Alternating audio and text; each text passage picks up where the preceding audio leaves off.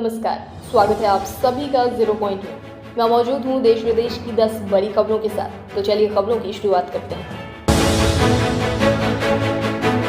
Gold से चूके रवि दाहिया, सुशील कुमार की आंखें हुई नम।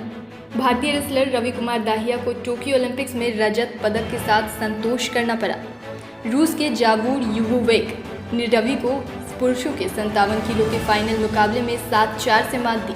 इसी के साथ भारत ओलंपिक्स इतिहास में पहली बार कुश्ती में गोल्ड मेडल अपने नाम करने से चूक गया। इसी बीच तिहाड़ जेल से सुशील कुमार ने रवि कुमार दाहिया का मुकाबला देखा और मुकाबला खत्म होते ही उनकी आंखें नम थी। बताते चले कि जब सुशील कुमार जेल से बाहर थे तब रवि को कुश्ती का प्रशिक्षण उन्होंने ही दिया था। रिलायंस बीपी मोबिलिटी ने स्विगी के साथ की साझेदारी, अब इलेक्ट्रिक गाड़ियों से होगी फूड डिलीवरी। स्विगी ने रिलायंस और ब्रिटेन की कंपनी बीपी के joint venture Reliance BP mobility limited के साथ पूरे भारत में अपने डिलीवरी पार्टनर्स के लिए इलेक्ट्रॉनिक व्हीकल इकोसिस्टम और बैटरी स्वैपिंग स्टेशन बनाने के लिए एक समझौते पर हस्ताक्षर किया है। ट्रायल बेसिस के आधार पर साझेदारी से बैटरी ऑपरेटेड इलेक्ट्रिक गाड़ियों को अपनाने के लिए प्रोत्साहित किया जाएगा। योजना में इलेक्ट्रिक 2-व्हीलर की तैनाती भी शामिल है। इसमें जियो बीपी नेटवर्क का बैटरी स्वैप स्टेशन और स्विगी के डिलीवरी पार्टनर्स के नेटवर्क का समर्थन मिलेगा। मौजूदा समय में रिलायंस बीपी के देश में 1400 पेट्रोल पंप है। अब ट्रैफिक पुलिस नहीं रोक पाएगी आपकी कार, न कर सकेगी चेकिंग। जारी हुआ नया आदेश। ट्रैफिक पुलिस गाड़ी की चेकिंग नहीं कर सकेगी। सर्कुलर में कहा गया है कि ट्रैफिक पुलिस वाले गाड़ियों की चेकिंग नहीं करेंगे। खासतौर से जहां चेक नाका हो वो सिर्फ ट्रैफिक की मॉनिटरिंग करेंगे और इस पर फोकस करेंगे कि ट्रैफिक सामान्य रूप से चले। वो किसी गाड़ी को तभी रोकेंगे जब उनसे ट्रैफिक की रफ्तार पर कोई फर्क पड़ रहा हो। दरअसल अक्सर देखा गया है कि ट्रैफिक पुलिस सिर्फ संदेह के आधार पर कहीं भी गाड़ियों को रोककर उनके बूट और गाड़ी के अंदर की जाँच करने लग जाता है, जिससे उस सड़क पर ट्रैफिक प्रभावित होती है। उससे ट्रैफिक की आवाजाही पर निगरानी रखने को प्राथमिकता देने के लिए कहा गया है। जम्मू कश्मीर से विशेष राज्य का दर्जा हटाने के बाद स्थिति बिगड़ रही है। पीएजीडी कश्मीर का विशेष राज्य का दर्जा खत्म करने की दूसरी वर्षगांठ पर बृहस्पतिवार को गुपकर घोषणा पत्र गठबंधन ने जम्मू कश्मीर की स्थिति पर चिंता जताई है। उनके लोगों को वैध अधिकारों को बहाल करने के लिए संघर्ष जारी रखने का संकल्प लिया। गठबंधन की एक बैठक जहां गुपकर इलाके में नेशनल कॉन्फ्रेंस के अध्यक्ष फारूक अब्दुल्ला के आवास पर हुई।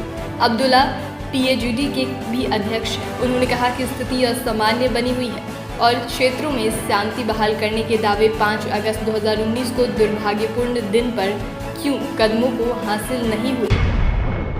रक्षाबंधन से पहले भाई ने बहन को दिया नया जीवन, अपनी किडनी डोनेट की, डॉक्टरों ने 7 घंटे में लगाई।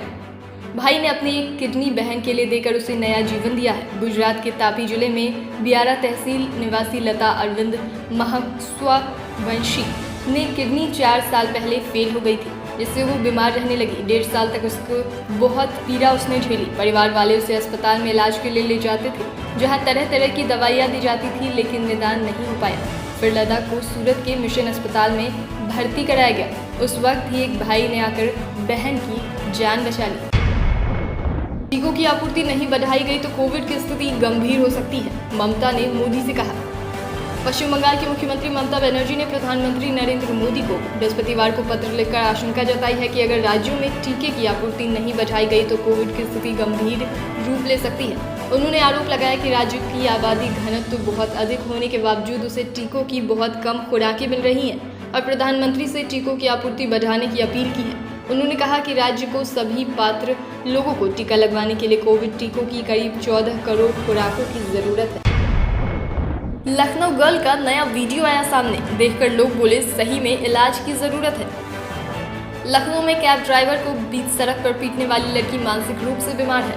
ऐसा हम नहीं बल्कि वो लड़की खुद कह रही है और अब सोशल मीडिया पर लोग उसे अपने दिमाग का इलाज कराने की सलाह भी दे रहे हैं। दरअसल अवध चौराहे की कैब ड्राइवर को पीटने वाली लड़की प्रियदर्शी यादव का एक और वीडियो सामने आया है। इस वीडियो में प्रियदर्शी नारायण यादव अपने पड़ोस में रहने वाले लोगों पर गुस्सा उतारती हुई नजर आ रही है। ये वीडियो पुराना है लेकिन अब सोशल मीडिया पर वायरल हो गया है। इस वीडियो में प्रियदर्शी यादव अपने पड़ोसियों से लड़ाई करती हुई दिख रही है। वो अपने पड़ोसी के गेट के रंग पर सवाल उठा रही हैं और उसे बदलने के लिए बोल रही हैं। केंद्र ने मुख्य सचिवों को भेजा संदेश, त्योहारी सीजन में लॉकडाउन लगाने से नहीं करे संकोच। देश में कोरोना की दूसरी लहर अभी पूरी तरह से समाप्त नहीं हुई है। हालांकि मामले में कुछ कमी जरूर रिकॉर्ड की गई है, लेकिन कई राज्यों में कोरोना एक बार फिर से तेजी से बढ़ने लगा है, जिस पर केंद्र सरकार पूरी तरह से नजर बनाए हुए है। ऐसे में अब केंद्र सरकार ने कोरोना संक्रमण के और तेजी से फैलाव होने को रोकने के लिए और उससे बचाव के लिए एहतियातन तौर पर सभी राज्यों और केंद्र शासित प्रदेशों को पत्र लिखकर आग्रह भी किया है। केंद्र ने खासकर आने वाले त्योहारों पर पूरी तरह से अलर्ट रहने के निर्देश दिए हैं और प्रोटोकॉल के तहत उचित व्यवहार का पालन कराने और त्योहारी सीजन में प्रतिबंध भी लगा सकते हैं। भारतीय हॉकी टीम की तुलना क्रिकेट से करने पर बुरे फंसे गौतम गंभीर। भारतीय पुरुष हॉकी टीम ने गुरुवार को जर्मनी के खिलाफ हुए रोमांचक मुकाबले में 5-4 से जीत दर्ज करते हुए ब्रॉन्ज मेडल पर कब्जा किया है। अब भारत की इस जीत के बाद सोशल मीडिया पर लोग टीम को बधाइयां देने लगे।